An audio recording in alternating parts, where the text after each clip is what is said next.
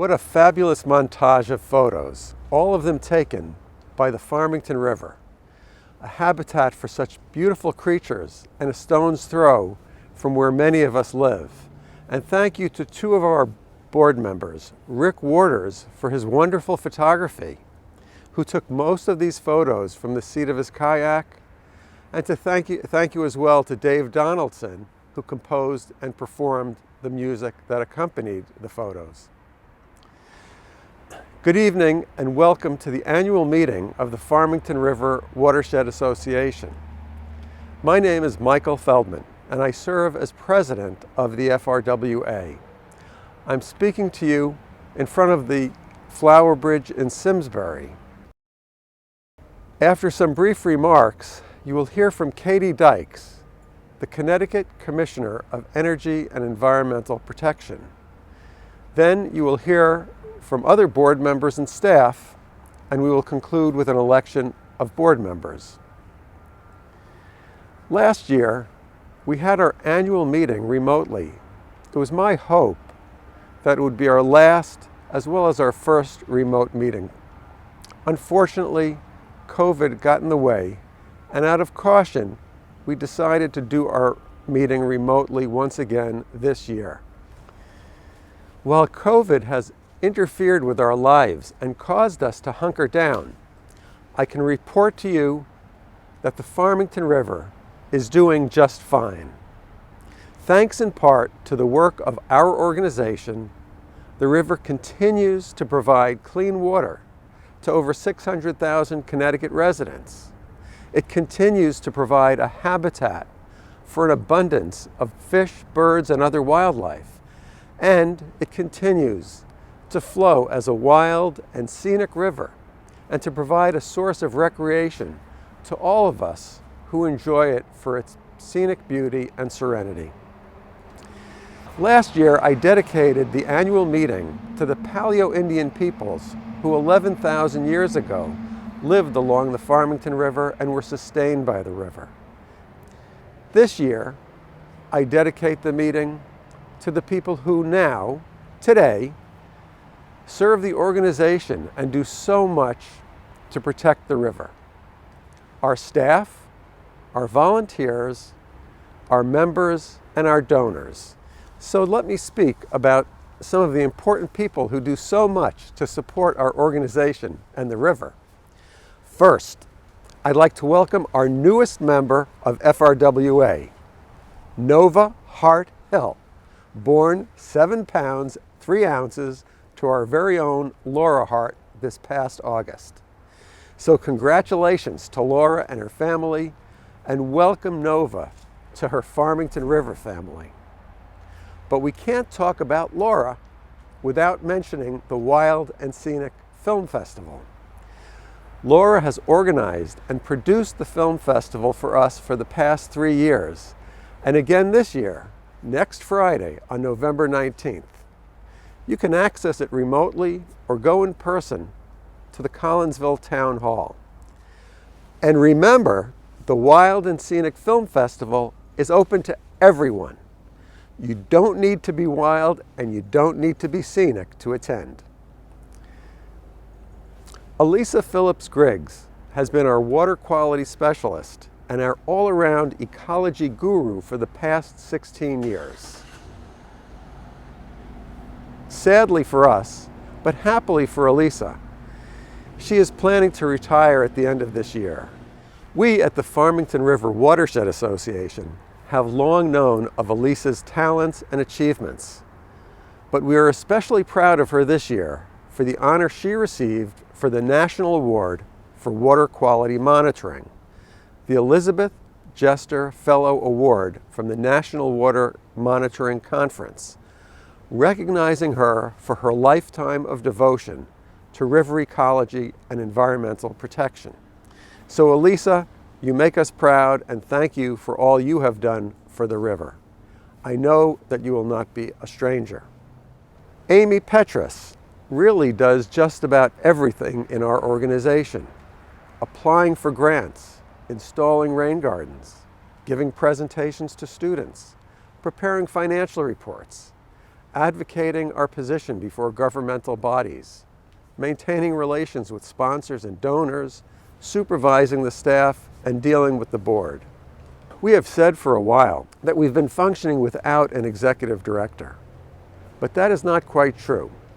Amy has served as our de facto executive director for quite some time. And now I am pleased to announce and make it official that Amy will be our executive director and lead the organization into the future. So congratulations to Amy and good luck. In addition to Amy and Elisa and Laura, we have a new generation of interns and staff: Paige Vicciola, Heather Geist, and Judith Shingleton, young and energetic, committed and devoted to the river. We are thrilled to have each of them with us.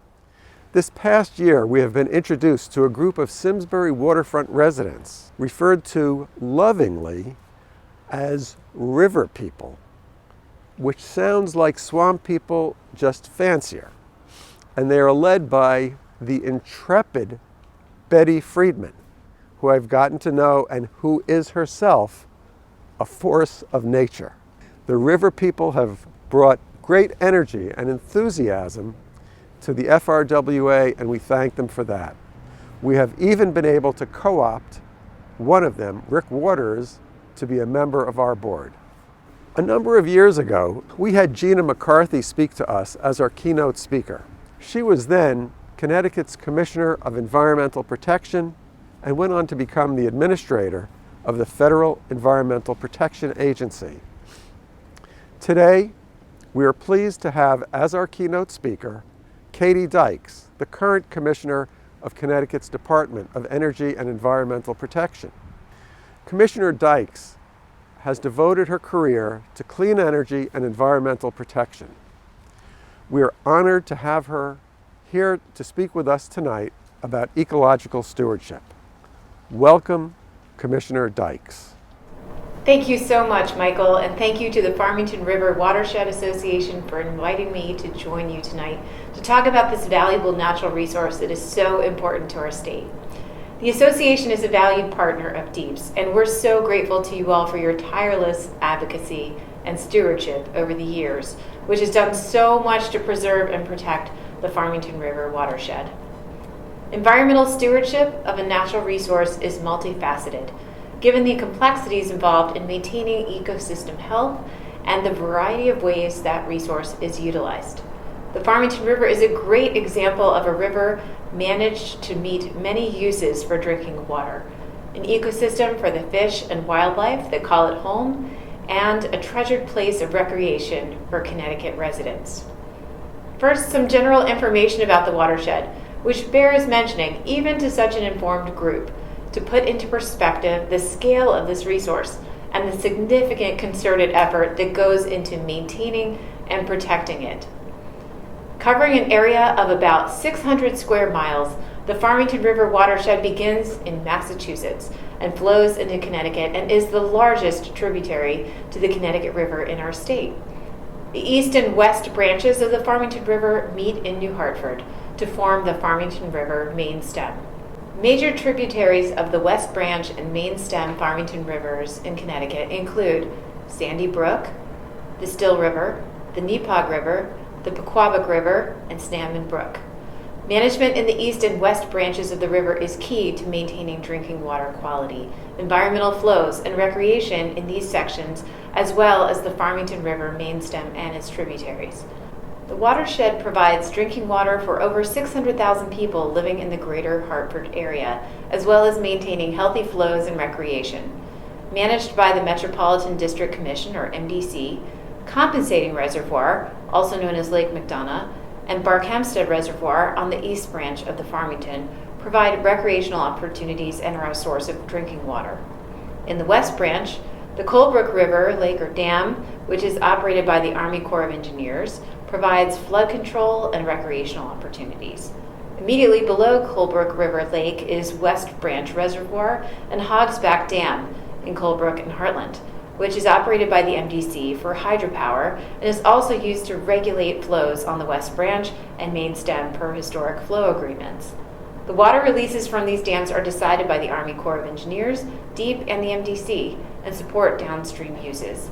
Water releases provide cold water habitat on the west branch of the river, supporting an important recreational fishery. The west branch of the Farmington River is nationally known as a destination for trout fishing.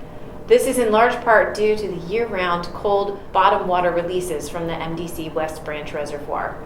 The Deep Fisheries Division has established Farmington River trout management areas in the West Branch and in the Farmington River main stem from the Goodwin Dam in Barkhamsted downstream to Route 179 in Unionville. That's 22 miles in total. While the trout fishery has historically been supported by deep hatchery stockings, about 50,000 trout each year during the last 20 years, a wild brown trout population has become established within the year-round catch and release trout management area. Nearly 40% of the annual sample consists of wild trout, mostly young of the year and yearling-sized fish.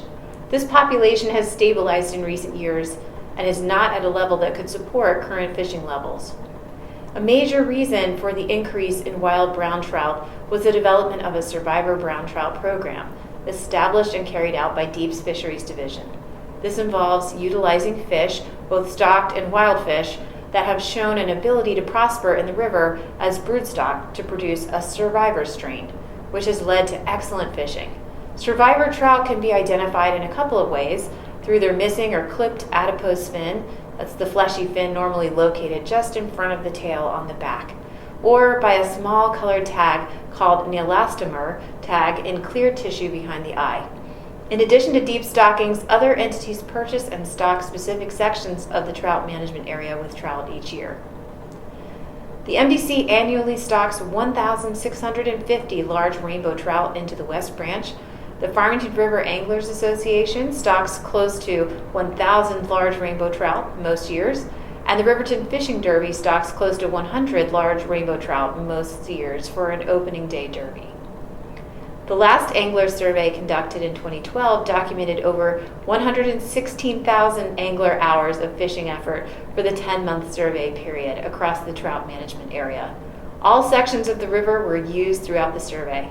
It is estimated that there were over 26,000 individual fishing trips, of which 3,300 trips, or 12.6%, were by out-of-state anglers.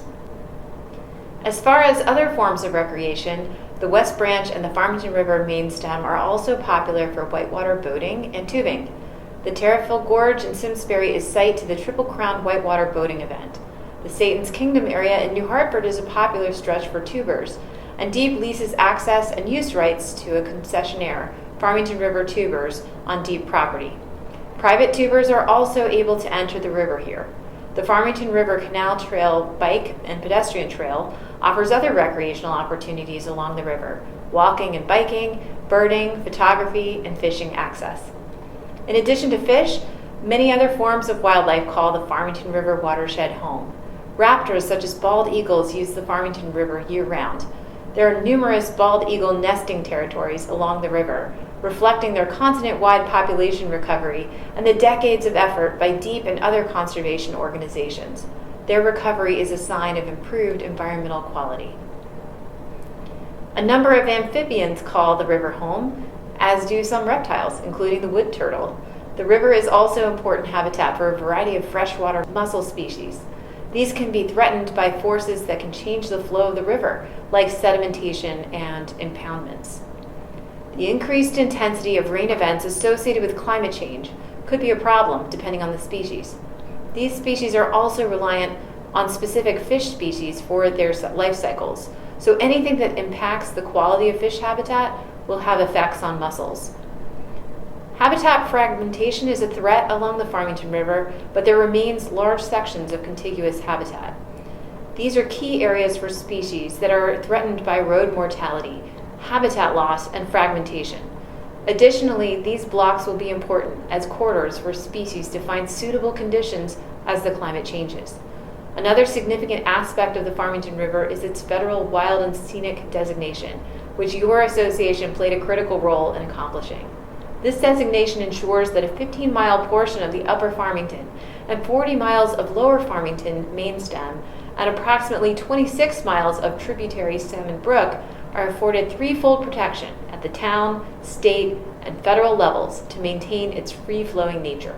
Some projects of note that are occurring within the watershed include the FERC-licensed Canton Hydropower Facility, currently under redevelopment by the town of Canton, at the Deep-owned Upper Collinsville Dam.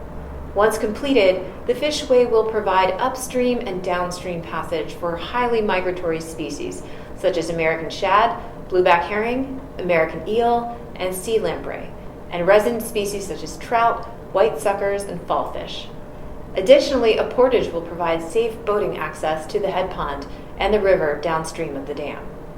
Also, using a combination of federal grant monies and state bond funds, DEEP has initiated a project to remove the Lower Collinsville Dam, which will remove a major barrier for upstream passage of migratory and resident fish species, restoring the ecological function of a natural, free-flowing river channel, eliminate a significant public safety risk, and increase public access.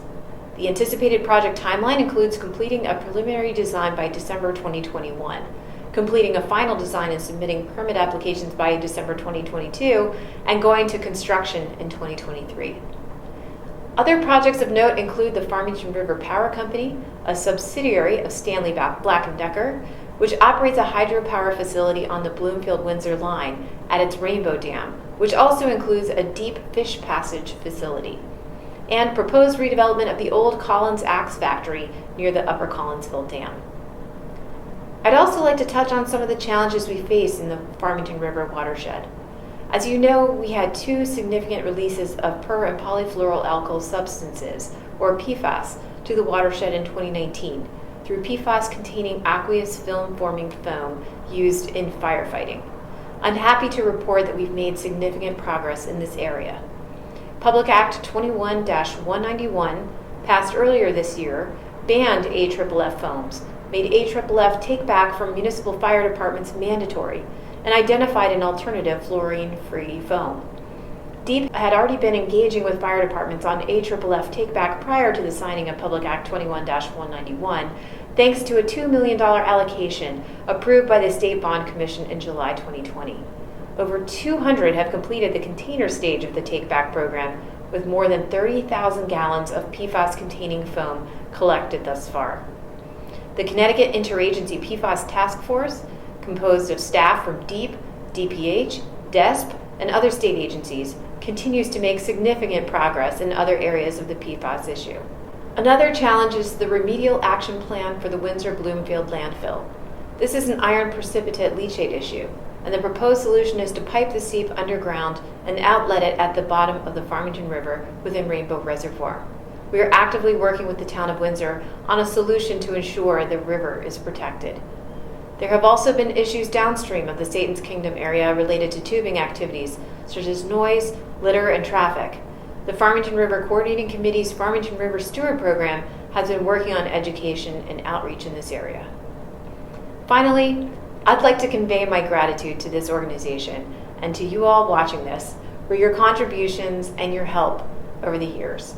The Farmington River Watershed Association has been a huge help to DEEP in so many ways, providing DEEP with water quality data within the Farmington River watershed through our volunteer monitoring program to help DEEP meet Clean Water Act requirements, conducting stream crossing surveys within the watershed that may include identification of culverts that may present issues with regard to fish passage and flooding, providing critical leadership on projects such as the Spoonville Dam Removal Project, the Bristol Brass Dam Removal Project, and the study committees that led to the federal wild and scenic designations.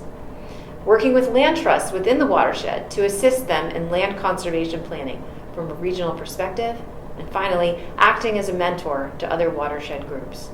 I'd also like to commend the association for its efforts in non-point source pollution management, receiving a non-point source grant to create the Aquatic River watershed-based plan in 2019 to address non-point source water quality impairments from bacteria related to recreation, and another recent grant for a stormwater management improvement project in the Coppermine Brook section of the Aquatic River watershed.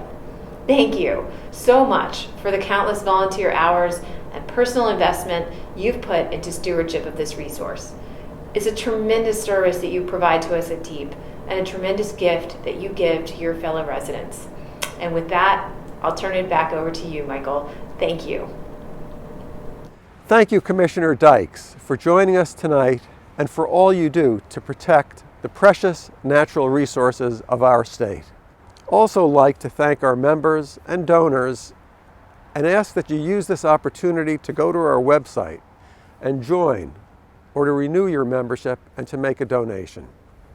Now, I would like to introduce other staff and board members for the business portion of the meeting. Amy Petrus will speak about program highlights over the past year. Susie Barney, our Land Stewardship Chair, will talk about what's going on the Frwa property, that beautiful strip of land along the river that we inherited recently from Lily Frwa. Then Brian Freeman, our treasurer, will provide the annual financial report, followed by Robin Barron, who will address nominations and elections of board members. So here's Amy. Thanks, Michael. This year was a year of getting back into the field. Our stream team, Elisa Phillips-Griggs, Laura Hart, Heather Geist, and Paige Viciola, boldly went back into our 3-zone bacteria water monitoring program. This includes our pristine headwaters in Massachusetts and in both the upper and lower Farmington River watershed, from tributaries to the main stem of the river. Fall and winter is when we analyze our data collected over the summer season to understand trends, spot potential issues, and create reports for local municipalities. We share our data with state agencies, including the Mass Deep and the Connecticut Deep, which is then used in important water quality assessments at the state level.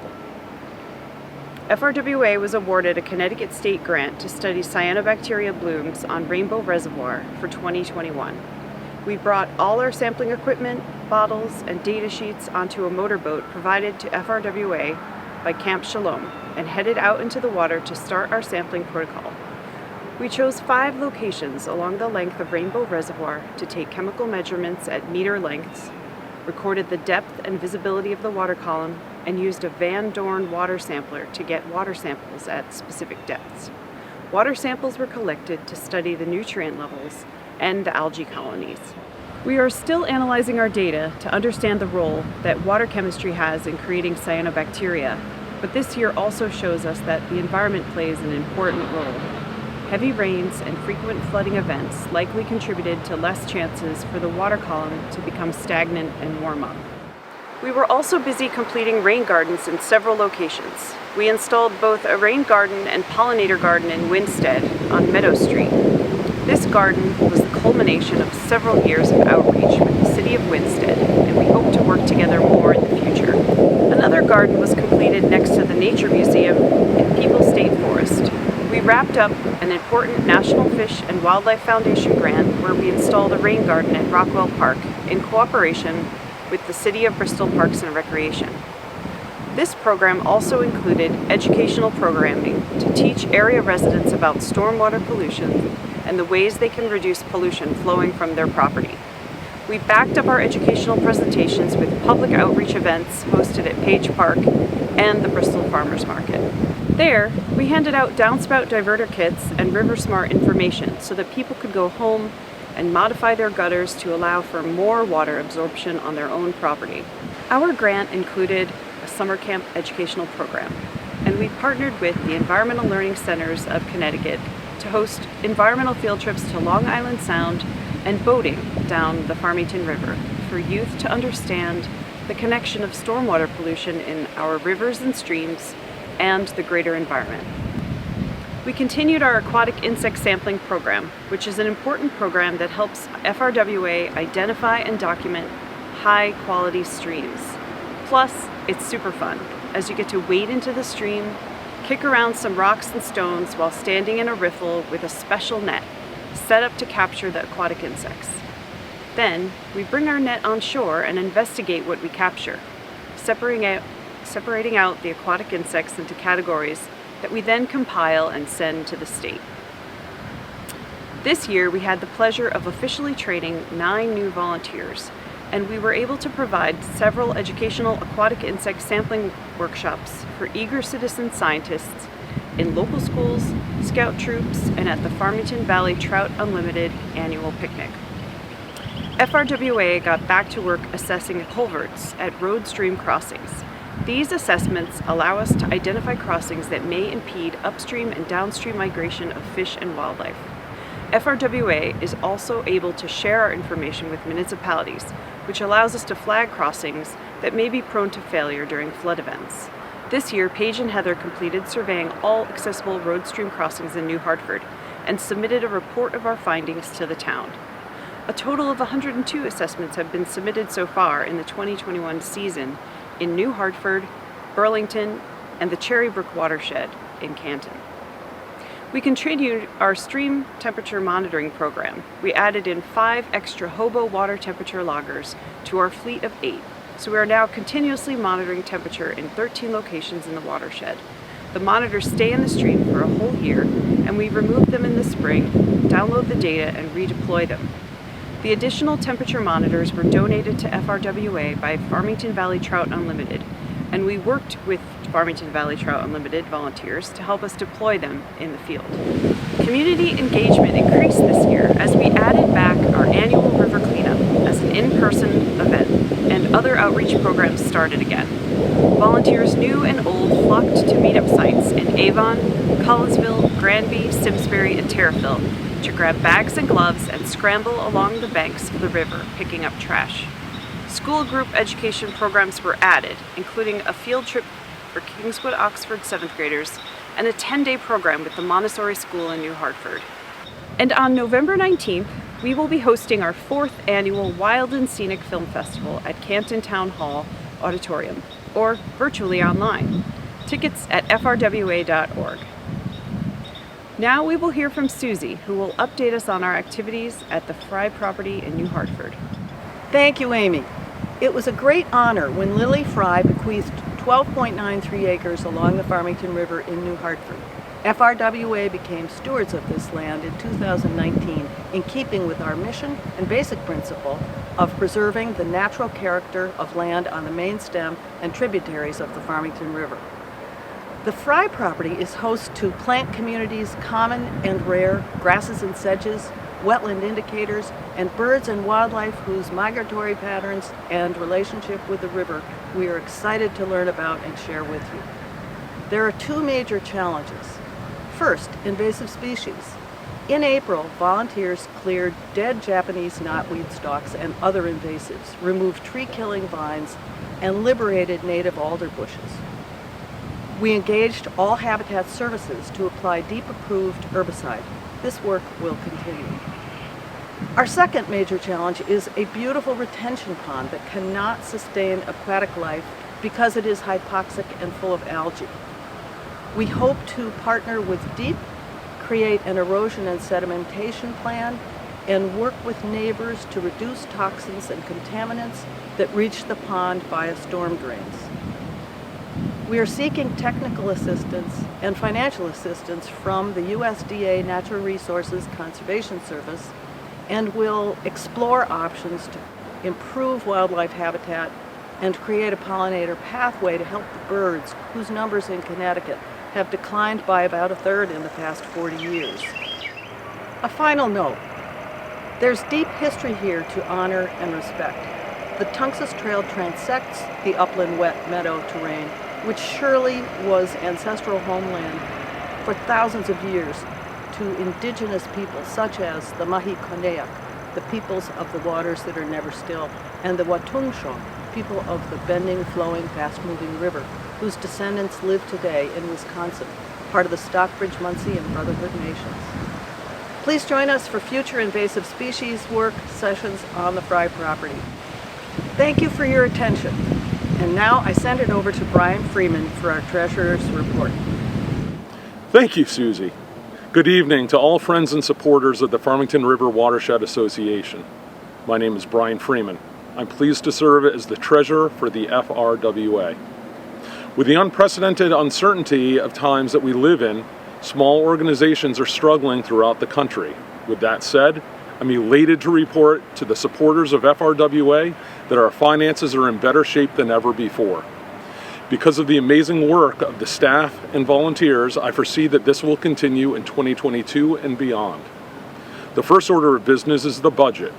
After years of operating with a budget deficit, I'm happy to report that the FRWA is operating in the black with a modest budget surplus of $40,000.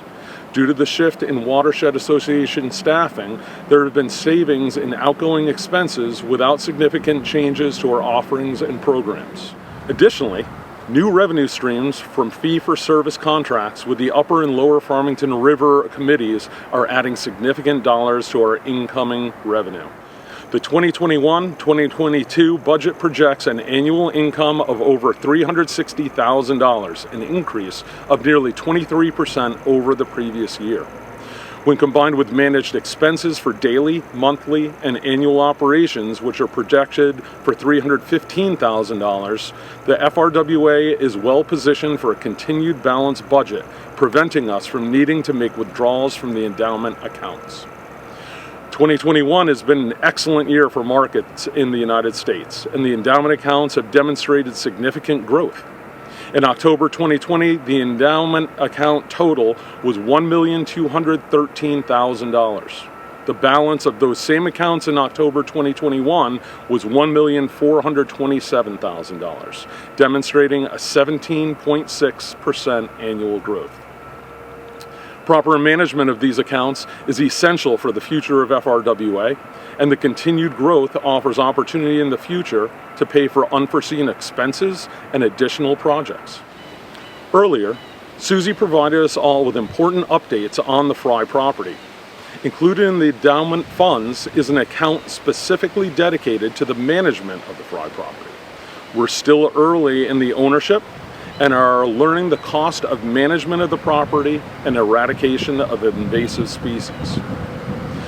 I would like to take this final moment to thank each and every one of you for support of the Farmington River Watershed Association through your membership and financial contributions. Your support of the FRWA is critical to its continued work, projects, and education programs, and our future looks very bright.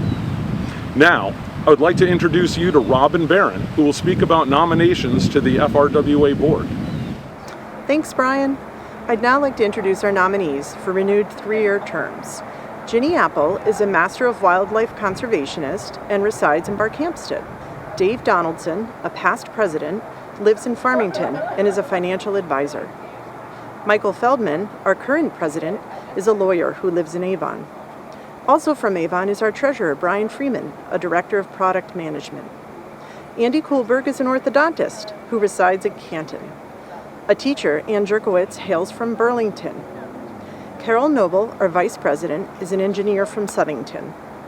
From Avon, we have our secretary, Becky Saul, a nurse and artist. Dave Sinesh, a past president, is a river advocate from Collinsville.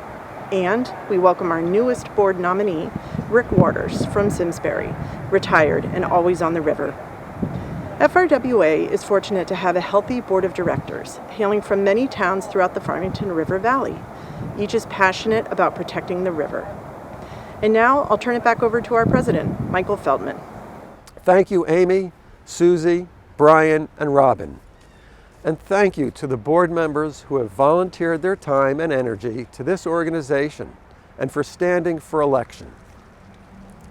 I hope to see everyone at the Wild and Scenic Film Festival next Friday, November 19th. Be sure to check our website for tickets. That is it for tonight. What I would normally say is drive home safely, but as I always like to say, since you are all sitting on your couches at home, I'll simply say, get out of your couch safely. Thank you and good night.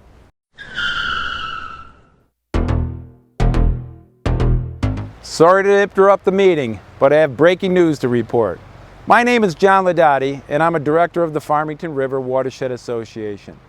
I am pleased to announce that FRWA is the beneficiary of an incredibly generous donation of $250,000 from the Lily Frye Trust. I'm making the surprise announcement from the banks of the beautiful Farmington River as I stand here on the Frye property. As you know, Lily Frye bequeathed this land to FRWA many years ago. The trustee of the Lily Frye Trust, Trish Stoddard, advised us just last week that she has decided to make this donation to the Farmington River Association, Watershed Association, in Lily's and Henry Frye's memory. On behalf of the Farmington River Watershed Association, I wish to thank Trish Stoddard and the Frye family for their continued benevolence to the FRWA. Generous donations such as this will ensure that FRWA will remain strong in its mission to preserve and protect the Farmington River for generations to come. As Michael has said, please remember FRWA when making a charitable contribution or when planning your estate giving. On behalf of Michael and everyone at the FRWA, I can now officially say good night and thank you.